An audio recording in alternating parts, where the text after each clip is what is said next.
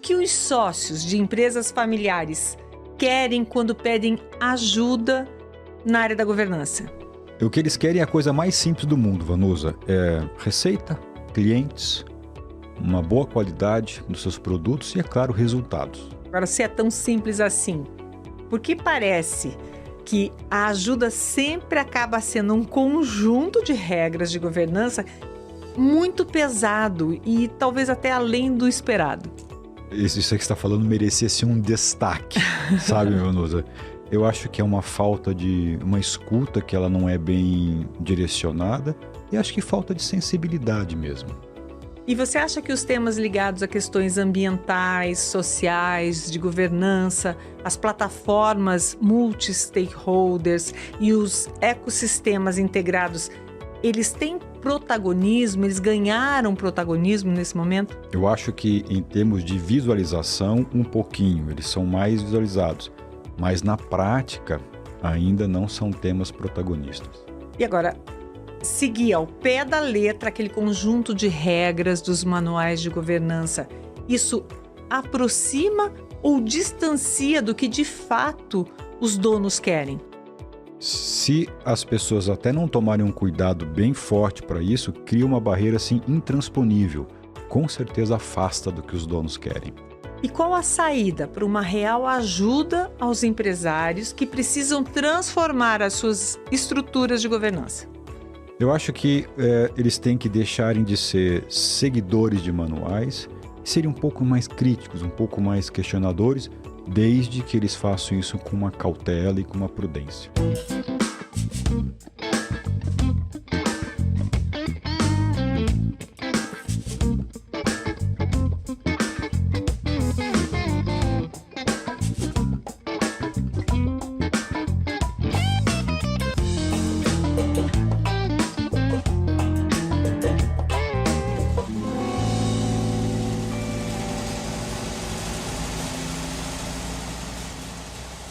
Estamos começando mais uma edição do Tem Saída com Cristiano de Oliveira e hoje para falarmos do que realmente os donos, os sócios de empresas familiares querem quando pedem ajuda da governança. Oi, Cris. Oi, Vanusa. Será que quando um profissional propõe a aplicação dos conceitos da estrutura que compete à governança, quando eles propõem aos donos, aos sócios, eles não pesam muito a mão, como você mesmo gosta de dizer? Será que eles não chegam com discurso e fórmulas já prontas que são até incompreensíveis para os gestores? Sim, chegam. Eu acho que sim. Você sabe que às vezes eu paro para pensar nisso. Sabe quando você faz, por exemplo, uma leitura de um texto que você gosta muito, que é muito agradável, e você, naquele texto, você tem lá dica 1, dica 2, dica 3, você tem coisas que você entende, puxa vida, tudo isso se encaixa, tudo faz perfeito, e aí você sai com uma vontade gigantesca de aplicar essas coisas. Sim. Sabe? Eu acho que é o que mais acontece quando quem vai ajudar na implementação de práticas de governança, ou quem vai ajudar uma empresa a sair de um grau de maturidade para outro de governança, eu acho que é isso. Eu tenho a impressão de que é uma vontade que ela beira até quase, às vezes, uma ingenuidade de querer aplicar e de querer colocar as coisas em prática. Ele sai sabe? tão empolgado que ele quer dividir dividir com todo mundo. Né? Eu acho, na verdade, eu acho que tem isso. Acho que falta, sim, um pouco de análise crítica para isso, né? Acho que falta várias coisas. Mas eu diria que o elemento empolgação, eu coloquei assim, comecei a considerar isso na linha do tempo, sabe? Porque quando você lê lá, puxa vida, a solução é essa, tem que fazer aquilo, tal, tudo se encaixa, na teoria as coisas são perfeitas, tal. Então, acho que as pessoas se empolgam um pouco. E aí, como chegar naquele patamar que seja mais compreensível, mais adequado, o que você gosta também de dizer, como customizar esse trabalho, né? Você já viu falar que certamente que o amor é cego, né? Aham. Então essas pessoas que estão empolgadas, estão apaixonadas, toda vez que você está apaixonado ou empolgado, você fica um pouco míope. Uhum. E o primeiro sinal da miopia, ele acontece no ouvido. Você para de escutar, tá certo? Certo. Você acaba agindo, falando, sem escutar, porque você é tomado por Uhum. uma emoção.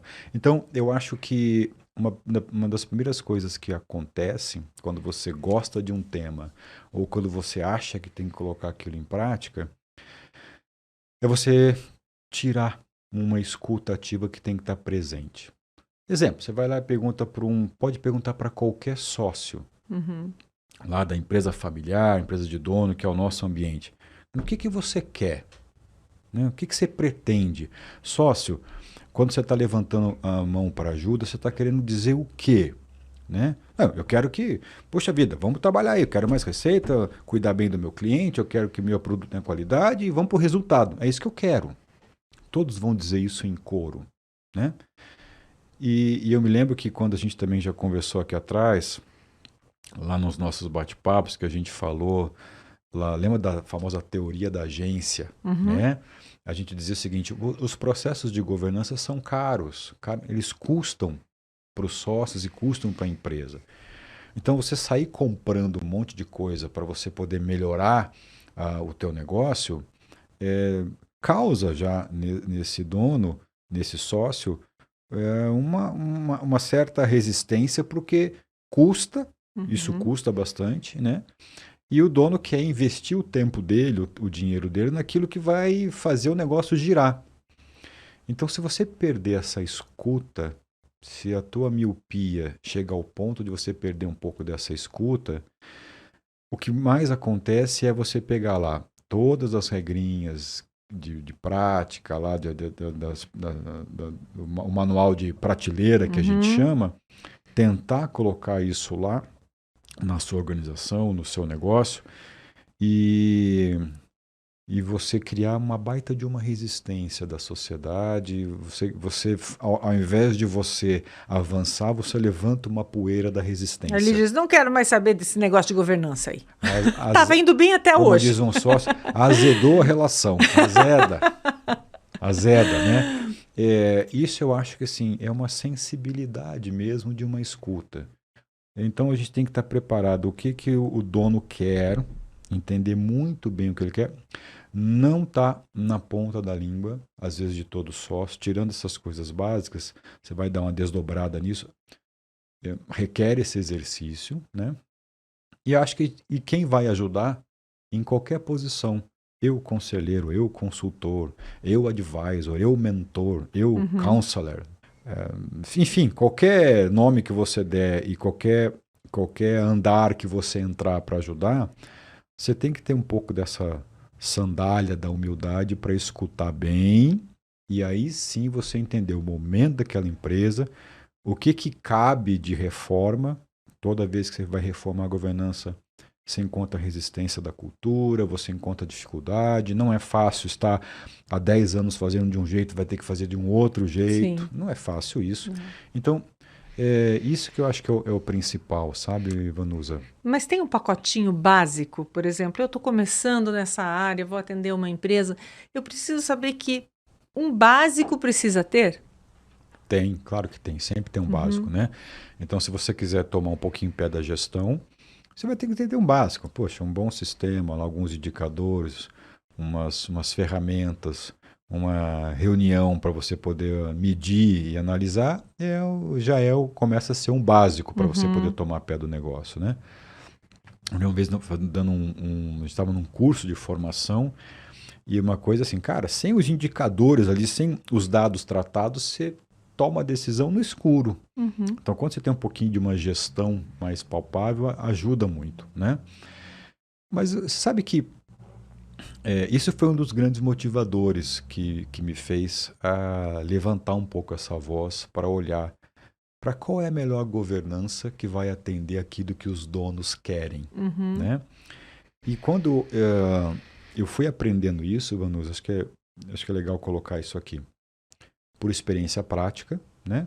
Então, eu fui um daqueles que foi lá, fez os cursos, Sim. olhou os manuais, estudaram. A gente estudou e daí começou a colocar em prática. Eu falei, puxa, se eu for pegar essas receitas aqui e aplicar lá, eu fiz isso algumas vezes e vi que não era o caminho. E aí eu parei e falei assim, puxa, o que que eu vou fazer? Quem sou eu, isso lá atrás, quem sou eu para dizer que tem que ser algo diferente? Eu nem sabia dizer o que que era o diferente. Eu estava naquela época comparando muito esse conjunto de regras de empresa de capital aberto, Uhum. que era entubada na empresa de capital fechado, certo? Estava muito incomodado com isso naquela época.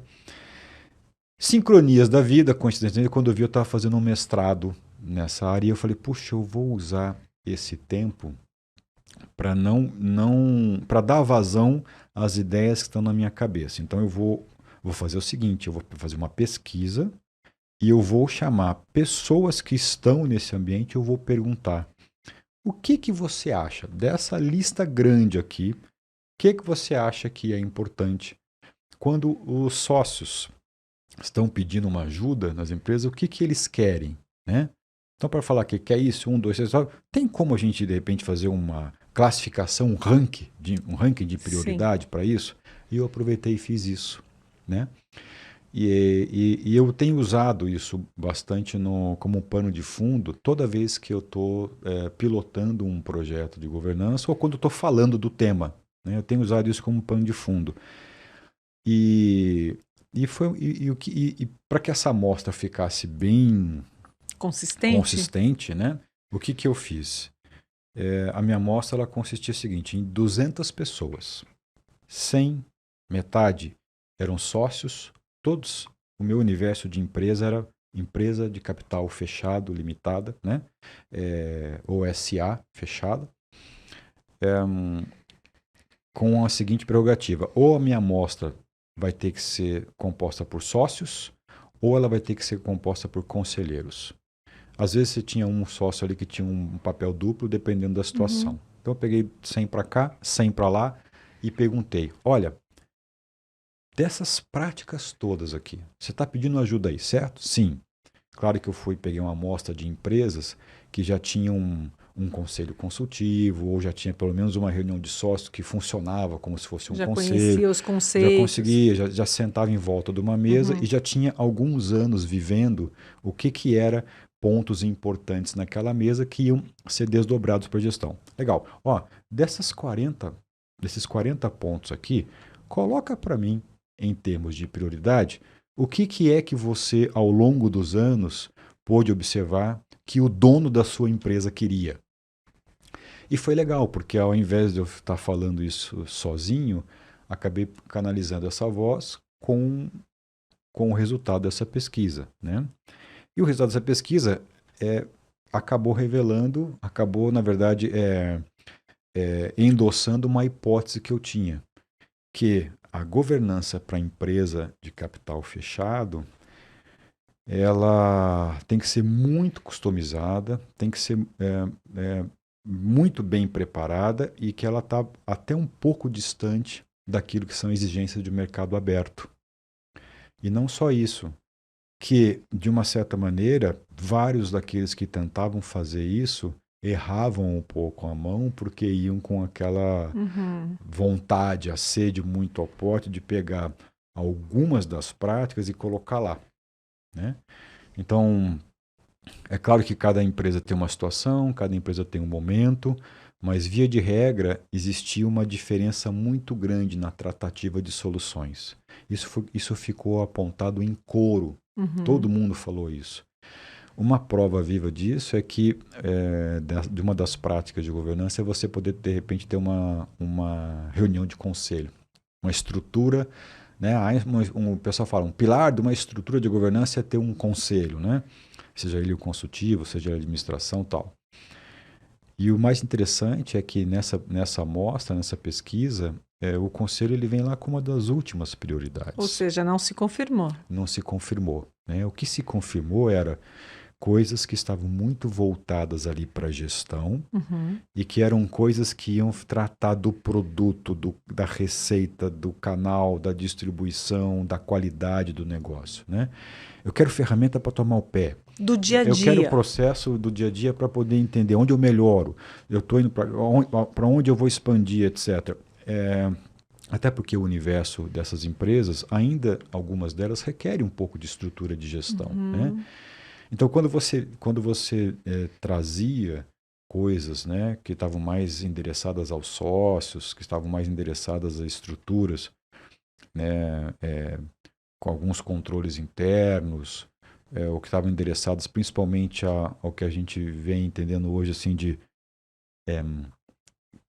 que partia de uma área que abrangia os stakeholders, cliente, parceiro, fornecedor, terceiro, ecossistemas integrados, tal. Isso não era prioritário, né? Então, eu outro dia eu vi um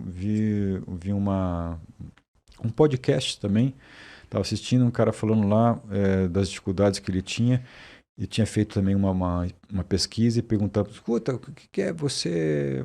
O que você entende por... Como é que é? Para você, ESG é uma prioridade?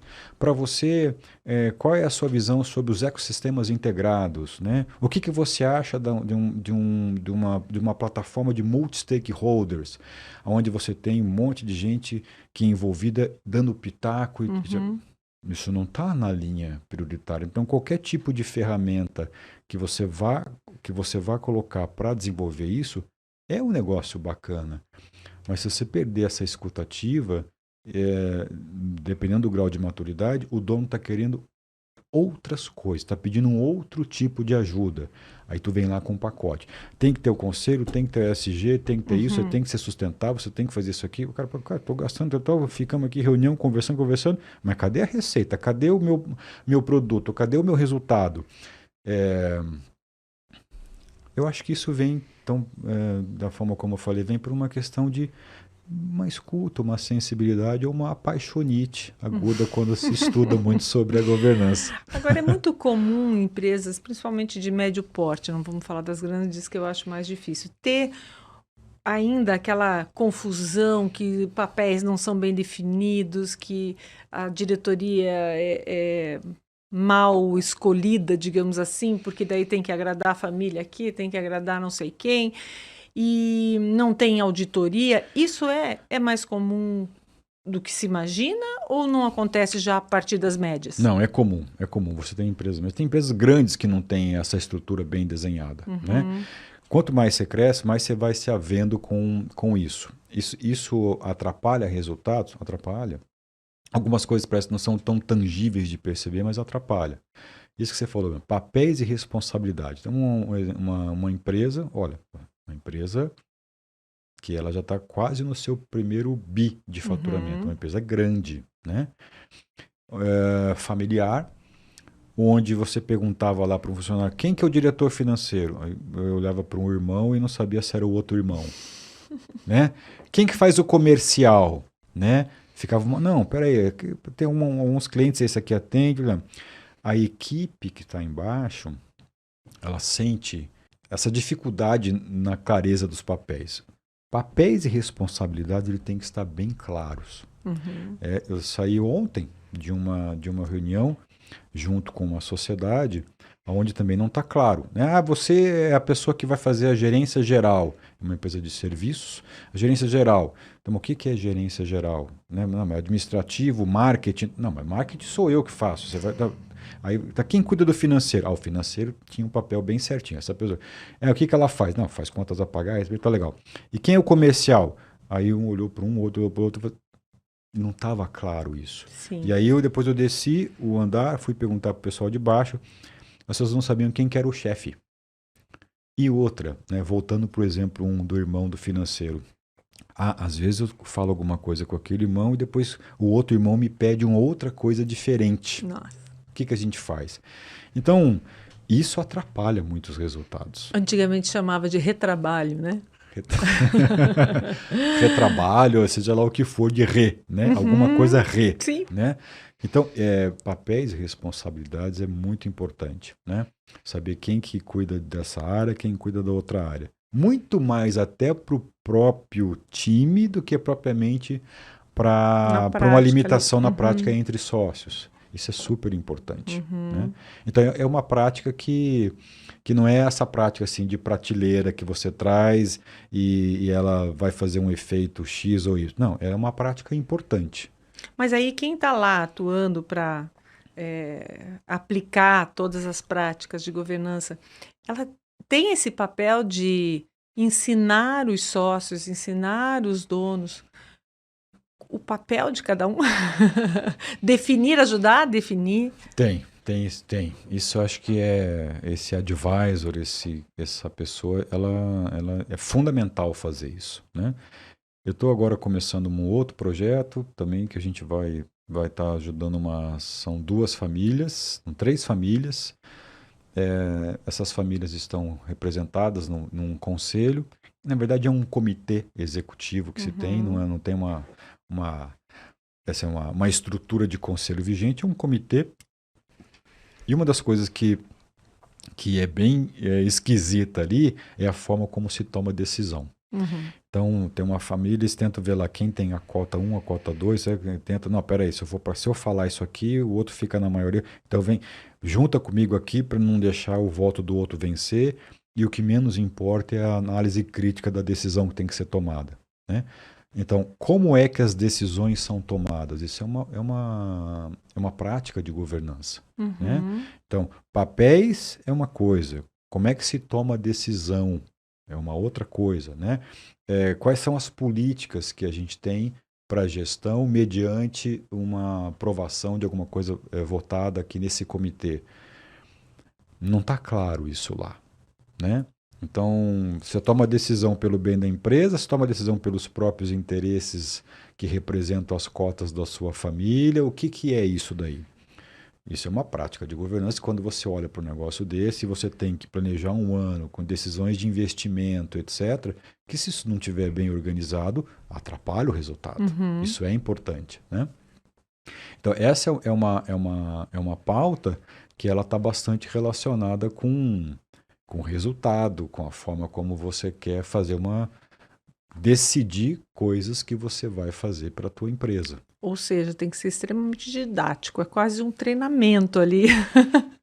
Tem coach pessoal, tem mentoria pessoal, né? Você precisa horas falar no coletivo, tem horas que você precisa fazer reuniões individuais, tratar ponto a ponto com cada um para entender, olha, a forma como você está. Por que você está falando isso aqui? Não, porque se eu fizer isso aqui lá não vai. Não, ok, eu já entendi também. Vamos trabalhar isso. Mas vamos primeiro aqui pensar na empresa. Ah, não, para a empresa seria melhor isso. Pô, então nós temos um conflito aqui. Você mesmo tem um conflito nas suas ideias. Nós vamos ter que resolver isso. Isso requer coach, requer mentoria, Uma requer habilidade, né? um investimento pessoal para você poder ajudar essa pessoa a abrir uma crítica para coisas que estão somente dentro da cabeça dela. Imagina a hora que ela coloca isso no grupo, né? E como que é essa recepção, digamos? Eu sei que tem resistência de alguns, principalmente na questão de vai ter que investir nisso ou naquilo, mas essa recepção no sentido de mexer naquelas crenças daquela pessoa ou daquele grupo, ter que ajudá-los a pensar de outra forma. Isso tem uma adesão imediata ou tem que se trabalhar aos poucos? Não, quando você... aos poucos. Tudo é dose homeopática.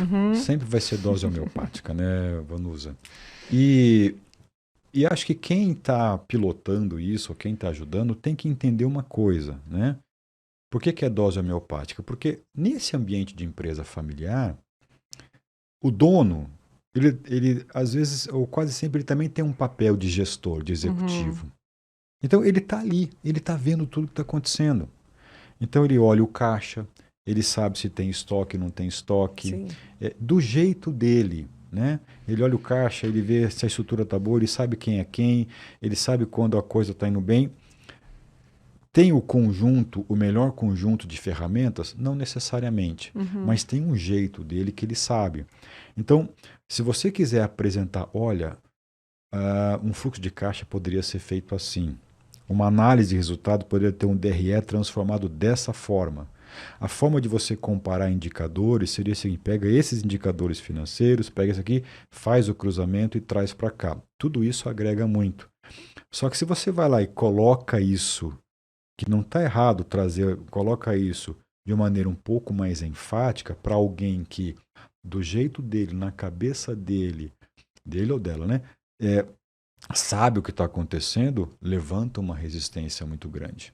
Né? Então, mudar um jeito de um dono fazer a leitura do negócio requer dose homeopática, requer um caminho para isso. Tem donos que são mais resistentes, tem outros que são menos resistentes, tem alguns que acabam em alguns temas segurando um pouco mais do que outros temas, né? Mas não é porque eu vi na prateleira, tem que ter DRE, tem que ter indicador, tem que ter controle interno, tem que ter estratégia, tem que ter orçamento definido, tem que ter categoria de produto, tem que ter indicadores de gestão à vista. Tem que ter. Se você chegar aí para isso, para um dono que sabe tudo que está na cabeça dele e que ele vai ter que mudar, ele vai ter um treco. Né? Então, como é que você faz isso?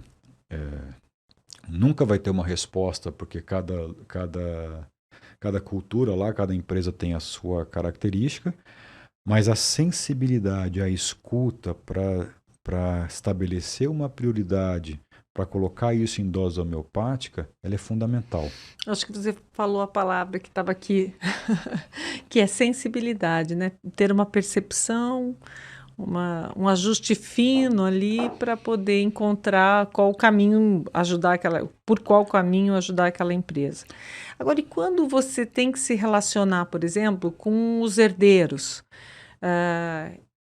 Eles interferem no que o fundador, os sócios iniciais, fundadores, querem. Aí você trabalha com dois momentos, né? Dois momentos. Aquele que criou o negócio e aquele que usufrui, digamos, do ponto de vista, trabalha com o negócio já... que não está lá, são herdeiros. Que está lá, estão lá, estão trabalhando lá. Os herdeiros que estão lá. Tá. Você apresenta para um que é uma coisa, o outro quer outra coisa. E aí? Não é? Porque um pode querer avançar na governança, o outro pode querer retroceder. Conflitos de gerações, né? Tem um exemplo vivo aqui que eu acabei de lembrar, é o seguinte, lá são 3 gerações. O avô não quer sair do estado. O pai, o irmão, né, que é figura de pai e tio na segunda geração, pensam que, poxa, talvez fosse legal. E os netos do avô querem sair imediatamente daquela esfera e deixar o produto vendido nacionalmente. Como é que faz? Os 3 sentam em volta de uma mesa. Um tem 80, outro tem 60 e os outros têm 30, 25, 30. Né? Não é fácil isso. Então é natural que quem é o fundador ou quem criou tem uma expectativa de que aquele está começando, está aprendendo, está vindo. Mas também, olha, puxa vida, tem tecnologia, tem coisas que essa geração já viu que eu não sei. Então escuta e não escuta. Na segunda-feira ele diz sim, na terça-feira ele diz não. Né? Tem hora que dá vazão, empresta um dinheirinho para algumas gente, puxa, não deu errado, segura novamente. Tem as suas próprias convicções. O que deu certo na década de 60, de 70, 80, às vezes não dá mais certo hoje, quando estou falando do avô. Né? Então, você tem que achar uma maneira de sensibilizar. Né? Se você falar para esse fundador aqui, você que é terceira geração, para esse fundador que está tudo errado, você vai tomar um não. Né? Fundador, se você ficar falando assim que essas iniciativas aqui de tecnologia não são boas, vamos estudar, me prova que isso não é bom. Vamos ver outros exemplos para ver se deu certo. É esse jeito, essa sensibilidade de colocar, porque no fundo, as 3 gerações querem um bem do negócio, quer prosperidade, né? Imaginando que é assim que seja. Sim. Né? Mas, além disso, o que se deve dar prioridade? Né? Além de tentar equalizar aí os quereres. Nessa amostra que eu fiz lá, daquela vez, o pessoal colocou aqui, de 40 práticas, eles colocaram. Teve uma que foi campeã, unânime. Vou dar isso aqui como exemplo porque veio dessa amostra. Tá? eles disseram o seguinte, que a primeira prática de governança que eles queriam isso foi unanimidade, número 1, está alinhado frente a leis e regulações. Isso sim, isso não se discute. Que bom sinal, né? É um super sinal. Nas nossas empresas, aquela amostra de 200, isso aqui é ponto pacificado. Tendo que ter isso aqui. Depois, ali no topo da pirâmide, terceiro, quarto, quinto, sexto lugar, vinha assim, a gente quer um orçamento, a gente quer um DRE bem estruturado, a gente quer metas financeiras e não financeiras, e a gente quer um plano, mesmo que seja um plano de curto prazo. Eu lembro que o pessoal veio uma observação de que no Brasil, plano de longo prazo é quase impossível. A gente tenta com essa engenharia tributária, essa insegurança jurídica, você fala que vai fazer alguma coisa, passa um ano, muda tudo, você fica à deriva, né? Então, o DRE, o orçamento, isso vieram assim como práticas de governança prioritárias que iriam atender o pedido de ajuda dos donos, né? Depois ali no meio da pirâmide, né, quase no meio, vinha ali, a gente quer um pouco de controle interno, isso é muito importante. E a gente quer, assim, políticas de gestão de pessoas. Tem muita gente já atenta a você poder descrever, né, o máximo possível de políticas voltadas para as pessoas. Pessoas é um ponto muito importante na operação, é o maior recurso das operações, e quando você tem muita gente envolvida, é melhor ter a regra bem clara, as políticas bem descritas de o que tem que ser feito, né? Como é que contrata, como é que desliga, como é que demite, como é que promove, como é que muda, como é que avalia, como é que avalia a performance, como é que distrata, como é que realoca. Se você tem essas coisas bem claras e isso mostra, você dilui conflitos, mitiga conflitos, né? E aí, ainda no meio da pirâmide, assim, a gente precisa aprender, é bom ter um pouco de sistemas, um sistema bom, que faz com que a gente possa ter uma boa gestão financeira, né? E aprendermos a tomar decisão compartilhada. Então, isso é o que essa amostra, de uma maneira geral, resultou. E lá para baixo, nessa pirâmide dessas 40 práticas, aí vinha lá, a gente pode ter um conselho, né? A gente pode sim pensar em algum dia em ações voltadas para a sustentabilidade. É interessante, né? Nas empresas familiares, muitos donos fazem ações sociais e eles nem gostam de capitanear muito isso. Fazem porque é de coração mesmo, né? Agora, ações voltadas para a sustentabilidade, elas já estão ali na mira. Só que antes dessa ação vem todas essas outras prioridades, né? O dono pensa, puxa vida, eu preciso estar forte aqui com a minha estrutura boa, até para poder pensar depois em envolver algumas ações, que aí vai envolver os outros ecossistemas. Vou pensar num parceiro, vou pensar num terceiro, vou pensar no meu fornecedor, vou pensar em algum cliente lá um pouco mais distante, como é que eu me relaciono com esses stakeholders de maneira diferente, né? Então isso é que veio assim de uma maneira geral, sabendo assim, quais são as prioridades. Essa amostra revelou isso. E quando eu estou nos programas de governança, isso se atualiza o tempo todo. Parece que isso está bastante vivo. Tá? E em relação às questões de sustentabilidade, às vezes é uma exigência de mercado, né? Questão de o E, o S e o G, a sustentabilidade, ela é uma exigência. Os stakeholders, de onde já estão exigindo. Por exemplo, para você poder buscar uma linha de crédito atrativa com um banco, com uma instituição financeira, se você tem um report, um relatório que mostra a sua preocupação com essa área, a tua taxa tem uma taxa mais ela é mais atrativa, né? Então você tem hoje bancos, instituições que estão levando em consideração. Uma vez eu tive acesso a uma demanda, o BNDES lá atrás ainda, né? era para a área de saúde, estava atendendo vários pequenos hospitais. Então ele estava ofertando uma linha de crédito para os hospitais, e os hospitais tinham que preencher um formulário para se candidatar a essa linha de crédito. E várias das exigências ali era perguntar quais são as ações que você faz para a tua comunidade, sociais, de ambientais, etc. Isso estava lá no formulário, ou seja, já como um critério básico para você ter acesso. Então isso está ficando cada vez mais forte. Você me perguntou no começo, está no radar? Está no radar, está sendo colocado em prática? A prioridade é essa que eu falei. Ela não está ainda no topo da prioridade, porque acho que ser vencedor na empresa brasileira também custa muito para o dono. Custa. Não é? Custa. É desafiador isso para o dono, né? Bem, se nós já sabemos que é o que o dono quer, que nós precisamos atender, temos em mente que às vezes tem mais de um querer, né? Qual é a saída realmente para atender da melhor maneira, particularmente isso, o querer e os quereres? Então, eu acho assim, a dica é a gente voltar para o início e para o começo.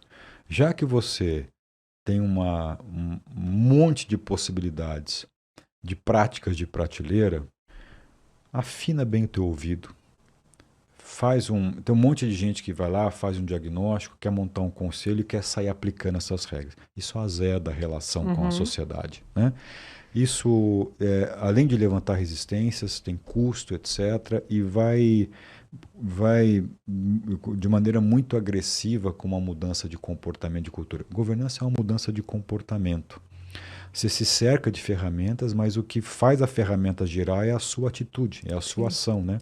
Então, mantenha uma escuta muito ativa, tenha um chapéu da humildade de você poder saber identificar, perguntar para o que você quer, quais são as prioridades que você tem hoje, né, para o teu negócio, tentar deixar essa lista muito clara, né, e aí sim dá a sua dose de contribuição para que junto você consiga estabelecer uma linha prioritária de raciocínio e começar o teu trabalho.